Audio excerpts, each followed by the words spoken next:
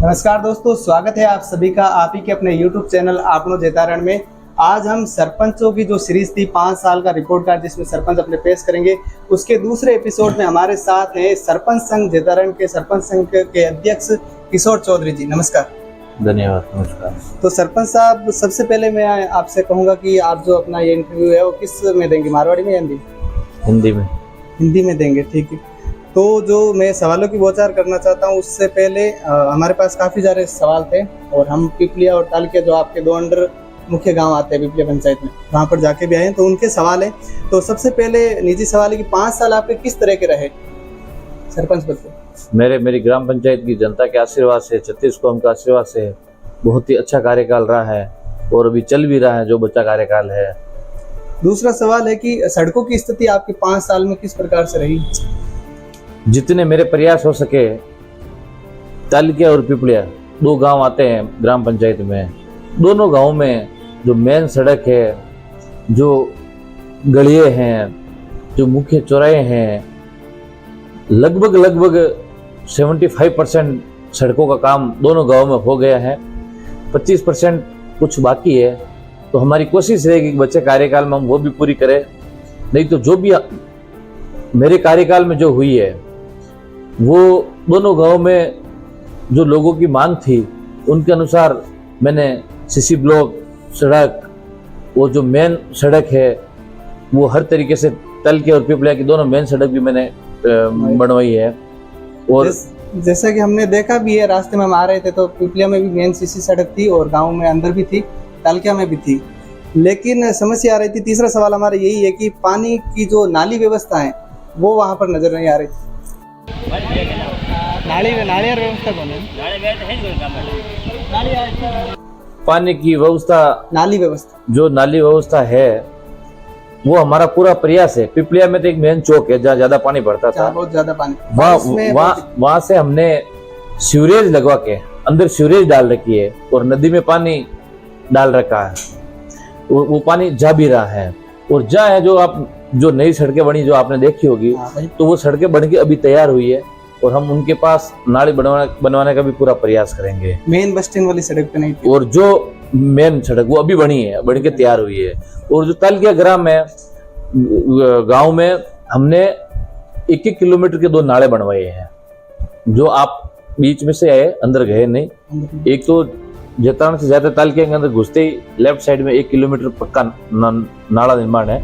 एक गांव से होकर आगे जो लोगों के कई खेतों में भी जाता है, जो शमशान का भी रास्ता है, वहां पर भी हमने 1 किलोमीटर का पक्का सीसी का नाला बनवा के और उन पानी को हम ज्यादा से ज्यादा कम कैसे हो सके वो प्रयास करके हमने नाला बना के पानी को बाहर निकाला। तो भी सरपंच साहब ने ये व्यवस्था की है। तालकिया में मैंने देखी है, रास्ते में बहुत अच्छी व्यवस्था थी, लेकिन पिपलिया में मेन बस स्टैंड वाली बाकी है अभी एक। इसके अलावा चौथा हमारा सवाल है कि पीने की पानी की क्या व्यवस्था है? पीने के पानी की व्यवस्था अच्छी है।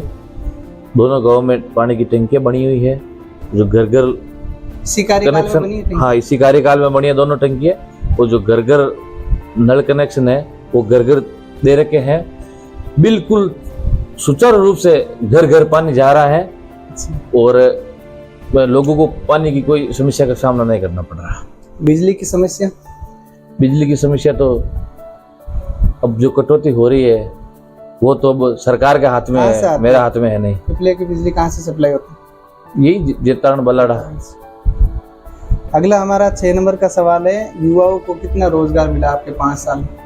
मतलब आपका कितना प्रयास रहा? जैसे कि हमारे यहाँ पर 3-4 सीमेंट के प्लांट है, जो सीमेंट की प्लांट है उससे मेरी ग्राम पंचायत जुड़ी हुई नहीं है, फिर भी जितना मेरा प्रयास रहा है उतने हमने युवाओं को लगाया है। हम युवा से बातचीत करते तो किशोर चौधरी का नाम पर आता है, तो मैंने मेरी ग्राम पंचायत कोई नहीं, मैंने जेतारण विधानसभा को लेकर भी युवाओं को जितना मेरा प्रयास था उतना मैंने फैक्ट्री में लगवाया है और फैक्ट्रियों में जा भी रहे हैं। और अभी मैं एक जन सेवक के रूप में मेरा जितना प्रयास है फैक्ट्री वालों के ऊपर दबाव डाल के जैसे करके कि मैं उनके कितना क्या काम करा सकता हूँ, कितने युवाओं को रोजगार दे सकता हूँ, वो मेरे प्रयास पहले भी थे और आगे भी रहेंगे। इसीलिए हमने ये सवाल पूछा था कि तो अगला सवाल हमारा ये है कि बच्चों की शिक्षा के लिए स्कूल में आपके क्या काम रहे पिछले 5 साल, रूम वगैरह या फिर और भी कुछ? स्कूल में ये काम रहे कि जो स्कूल के रास्ते हैं खराब थे वहाँ ब्लॉक लगाना, सीसी बनाना,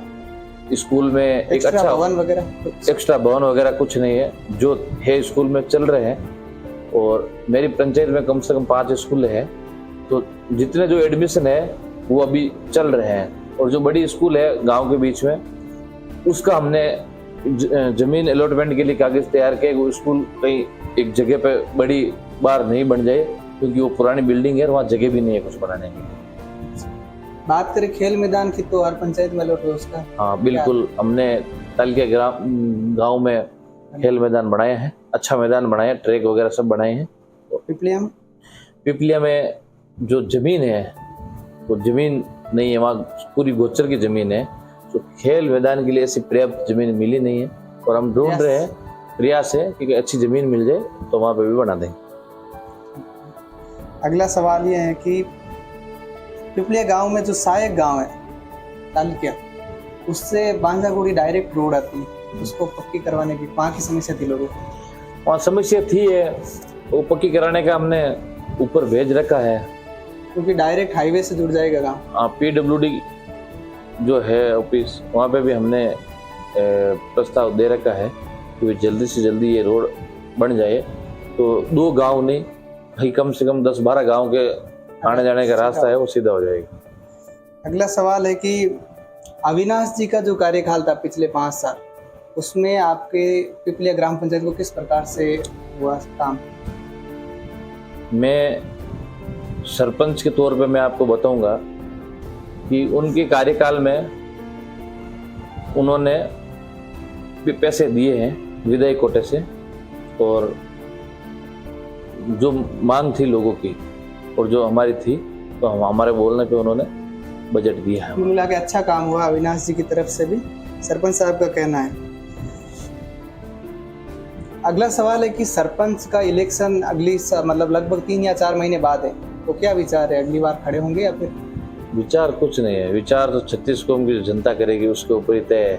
कोई भी सरपंच या कोई भी बड़ा नेता यदि कोई विचार कर ले तो वो ऐसे पार नहीं पड़ता। 36 कौम की जनता जो उनको आशीर्वाद देगी, तो आप ये अपना फैसला जनता के ऊपर छोड़ते हैं? बिल्कुल जनता के ऊपर।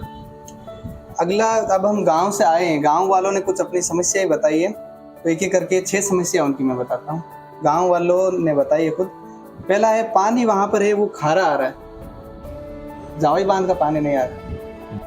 कटवा पानी खारो मीठो खारो के मीठो की नहीं आवे लड़के लागी करे लड़के लागोड़ी पानी कम आवे। अरे पानी आवे तो नहीं गुबे जोड़ी पानी आ रहा। जवाई बांध का पानी ऊपर से छोड़ा जाता है, और जो वो छोड़ते हैं फिर बांजुगड़ी से हमारे यहाँ आता है। तो जितना है पर्याप्त रूप से जितना पानी आता है वो तो हम गांव में ही छोड़ते हैं। रही बात दूसरी, जो वाटर बॉक्स की जो ट्यूबवेल है, पंचायत की जो ट्यूबवेल है, अभी भी एक हमने और नई करवाई है, तो वो तो ना आपके हाथ में ना मेरे हाथ में है। जो कुदरत ने जो लिखा हुआ है और जहाँ जैसा पानी है वो पानी मिल रहा है, और हमारी पूरी कोशिश रहेगी कि वो घर घर तक पानी पहुँचाए। दूसरा उनका ये सवाल था कि आपकी जो पिपलिया है उससे फूलमाल डायरेक्ट रोड जाती है, उसका डामरीकरण कब तक होगा? एक गांव और जमीन इन साइड फुलमाल और देखे गाड़ी पार कर जाए। डामरीकरण हमारे हाथ में है, हम प्रस्ताव बना के आपने भेजा? ऊपर बिल्कुल भेज रखा है। इसका भी भेज रखा है, पिपलिया से लासने की ढाणी जो रास्ता जाता है उसका भी भेज रखा है। ये बांजुगुड़ी जो है इसका भी गोड़ौड़ का भी बोला था उन्होंने कि गोड़ौड़ की रोड आप जाकर आना, अभी तैयार करवा दिए।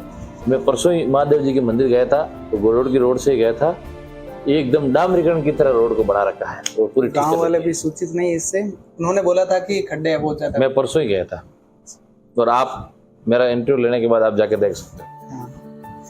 इसका अगला सवाल है कि तालकिया में तो गौशाला है, लेकिन पिपलिया गांव में गौशाला नहीं। गौशाला व्यवस्था है कहीं? नहीं है गौशाला तालकिया में है गाँव। गौशाला के लिए हमने रजिस्ट्रेशन भी करवाया था, बट उसमें क्या है कि 2 साल का टर्नओवर मांगा था। 2 साल का टर्नओवर जो होगा आपकी जो कमेटी बना के, उसके बाद ही जमीन अलॉटमेंट कर सकते हैं। मैंने पूरा प्रयास किया है और आप देख सकते हो पाली भी मेरा पूरे कागज बना के गौशाला की जमीन के अलॉटमेंट के लिए भेज रखे थे। फिर ये संज्ञान में आया है कि पूरे राजस्थान में इस तरीका स्टे है जो गौशाला के नाम जो अलॉटमेंट है वो जमीन वो हो नहीं रही है, तो वो हो जाएगी जल्दी, उसमें कोई दिक्कत वाली बात नहीं है। हम भी चाहेंगे कि जल्दी से जल्दी गौशाला हो। 4 महीने बचे गौशाला के लिए, अच्छा प्रयास।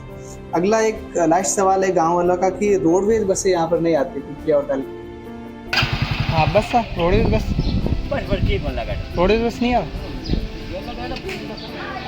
उसके लिए क्या प्रयास है आप? रोडवेज बसें तो नहीं आती है। एमएलए साहब को सूचित वगैरह कुछ नहीं, ये मुझे भी कभी गांव वालों ने बताया नहीं कि हमें रोडवेज बसों की जरूरत रोडवेज से है, ऐसा है क्योंकि आजकल ये है कि हर आदमी के पास साधन संसाधन है और उसके बाद में भी एक छोटा गांव है तो वहाँ जीपे टेम्पो वगैरह वो सब लगते हैं, तो हो सकता है ये गांव वालों की इतनी कोई समस्या हुई नहीं इसलिए मुझे बताया नहीं।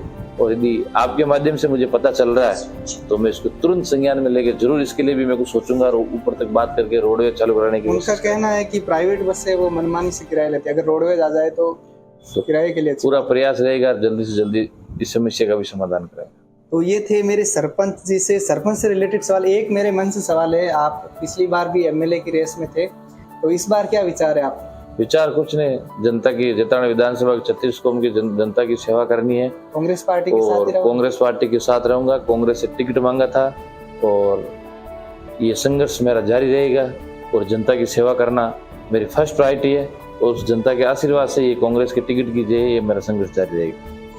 आखिरी सवाल, इंटरव्यू आपको कैसा लगा? बहुत अच्छा लगा, आप लोग आए हो, कम से कम गाँव में घूम के आए हो।